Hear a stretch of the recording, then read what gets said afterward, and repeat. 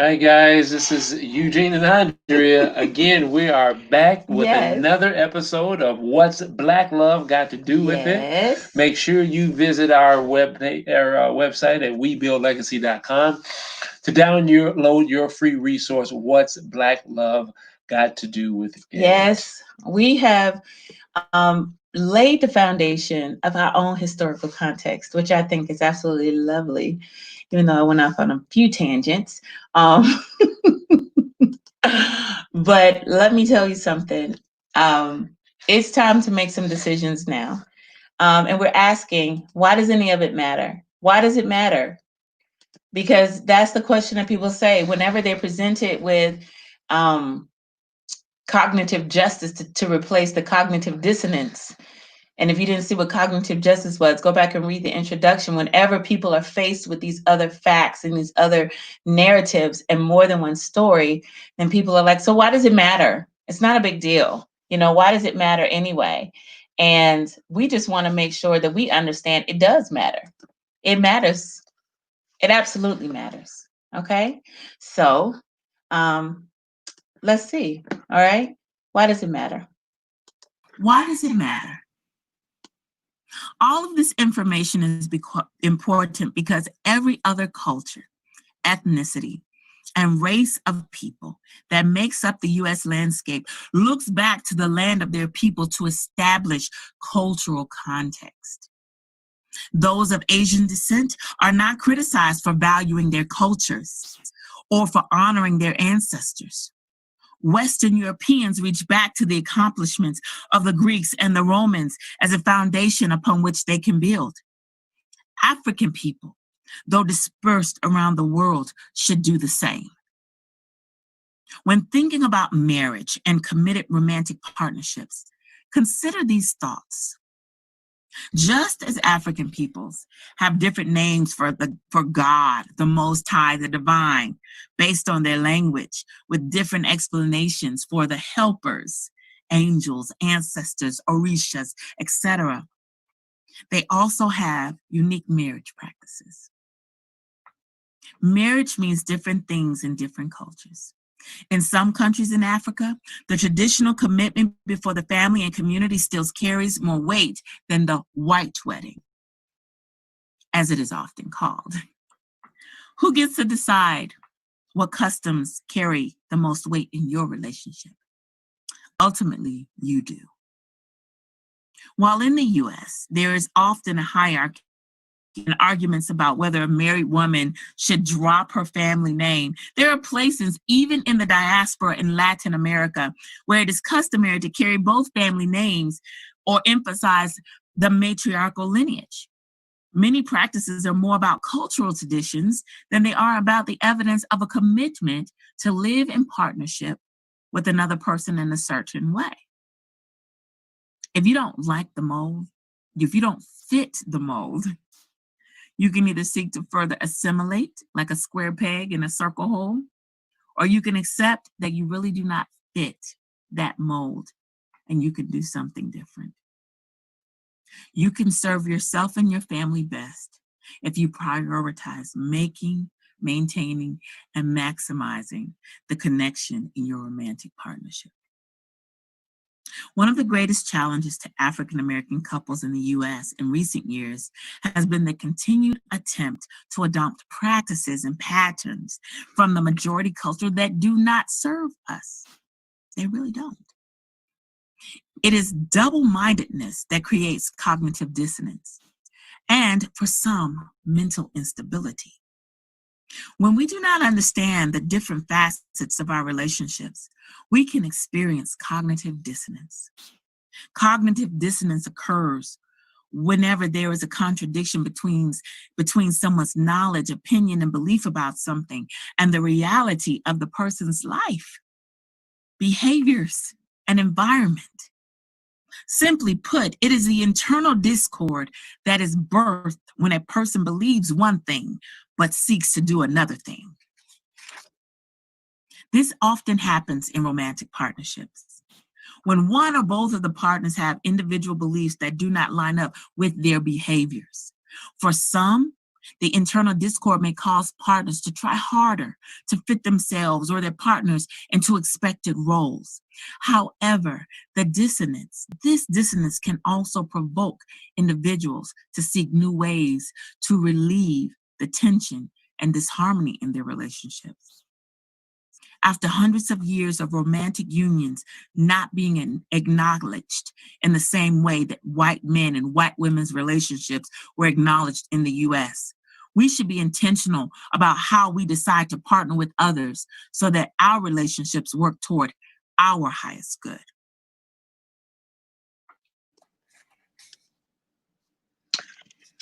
Why does it matter? Why? It matters so much. I mean, it really does.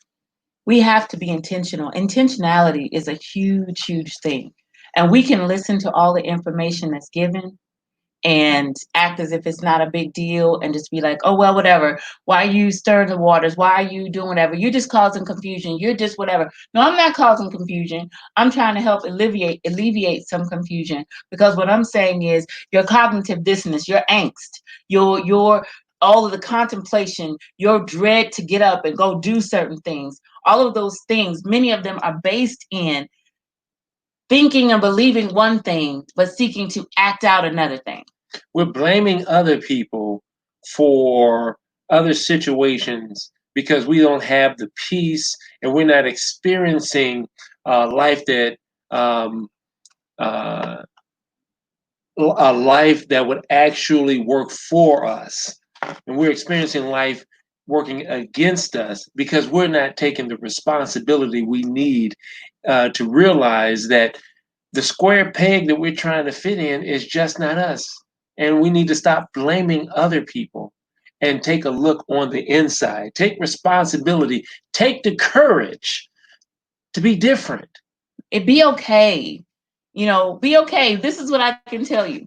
All the things that people said, your kids, I was going to mess up my black boys. That's what I was told. They're not going to be real black men. That's what I was told. You're homeschooling them. They're not going to be real black men. You're going to make them, they're not going to be real black men. And everybody had ideas. Everybody had ideas about what we needed to do. We weren't asking nobody for nothing. We weren't anything, but we were doing what we felt was best for our family. And now on this other side of all of this, the oldest one in Japan, the other one, the next one, a mechanical engineer, the next one about to go to Fisk University, the next one in the IB program, the International Baccalaureate program at his school. But we were messing our kids up according to them because we were doing something that wasn't common. And that's what we're asking you to do. Look at what you have privilege our ancestors did not have. They did not have some of these choices that we have. And I'd actually talk about it, I think, in a minute. We have these opportunities. That's all we're saying. It matters because as we're talking about freeing ourselves, some of these freedoms won't come because they legislate it. It won't come just because we assimilate better. Teach. Some of it is only going to come because we decide to do something different. And let us remind you that when you decide to do something different and you decide to walk in the courage that your ancestors have planted down on the inside of you, hey, it's not going to be easy. But I'm going to tell you, would you rather live around many people that accept you for who you're not, or be accepted by just a few people who love you for who you really truly are? Because in the end, what matters is your peace of mind.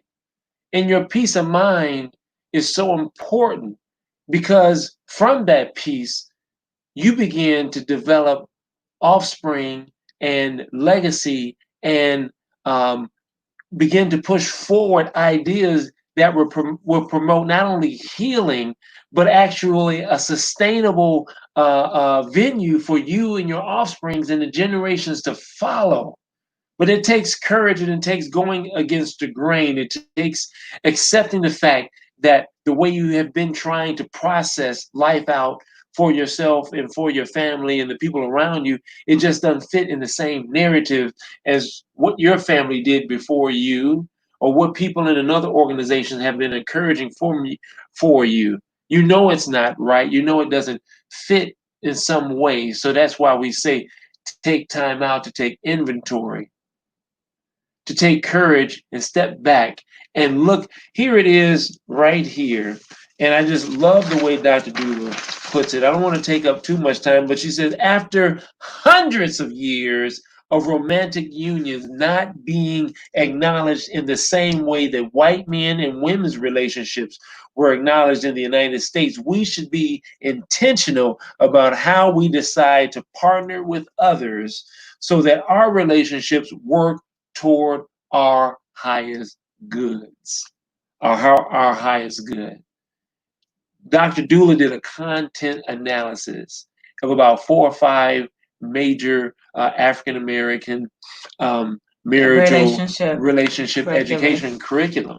And she noticed that there was some, in each curriculum, they had identified a particular term that wasn't common in the life of many African Americans today. It was just commonplace for us to say that, you know, the way there was a time when the men did this and then the women had to stay at home. And they're like, wait a minute.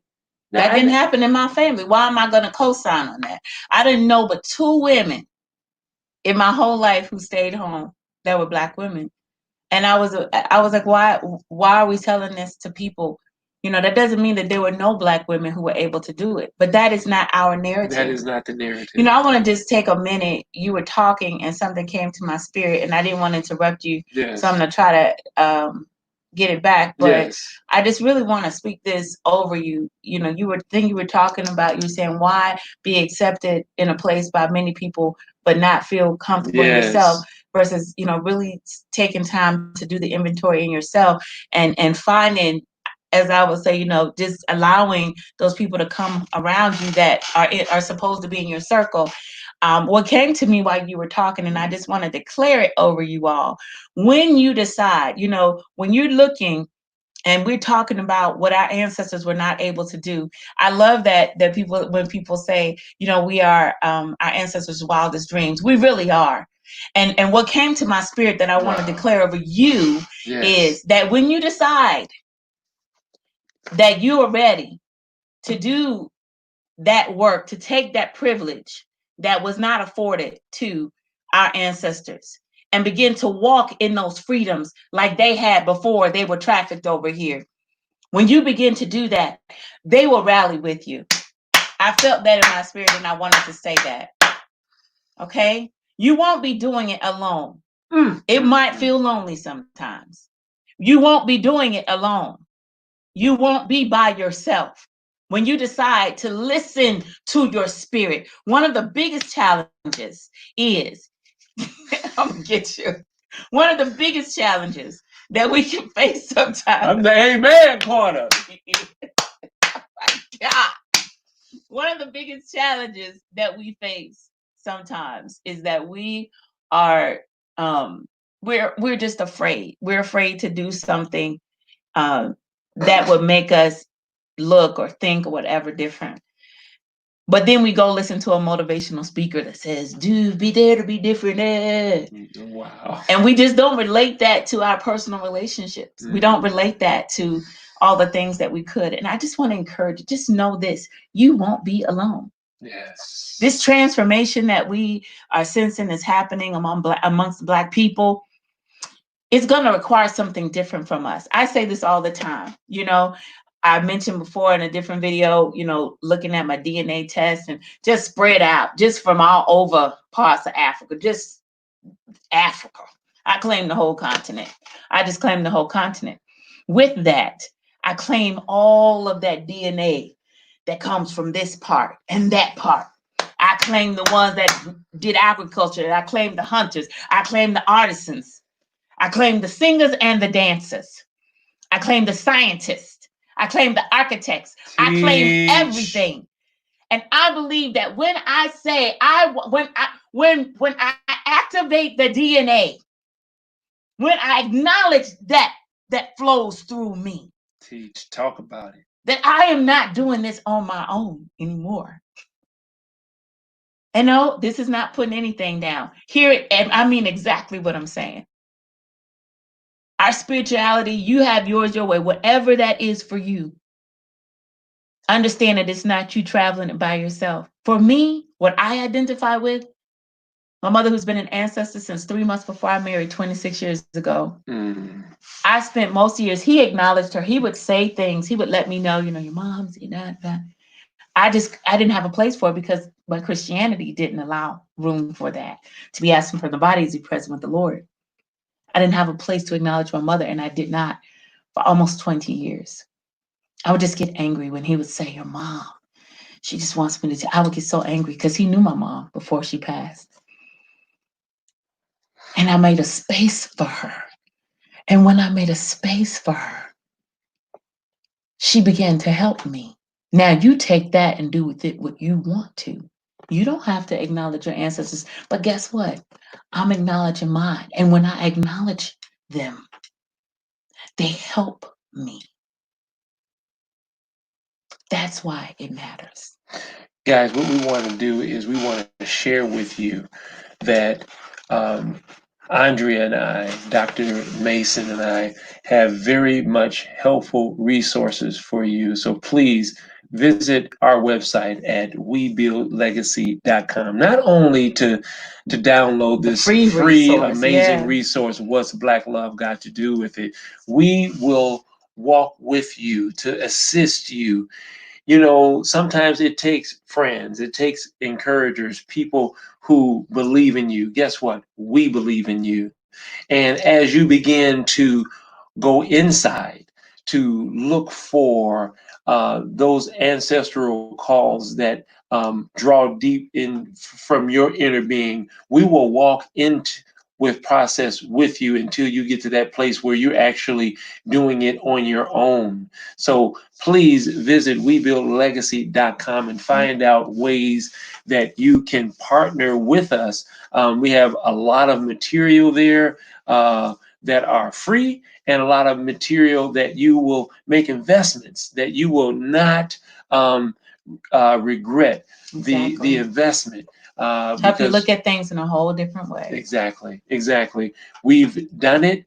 We have 4 young men that we're so proud of. Like she was saying, Dr. Mason was saying earlier, our oldest is in Japan. We're so proud of him. Our next oldest, he's in Tennessee, mechanical engineer. We have another young man that is on his way to Fisk University, majoring in economics. And then another, the last of the Mohicans. Oh my gosh, he's that one. in an IB program at his high school, and we're just so thankful for our path, what we've done up to this point.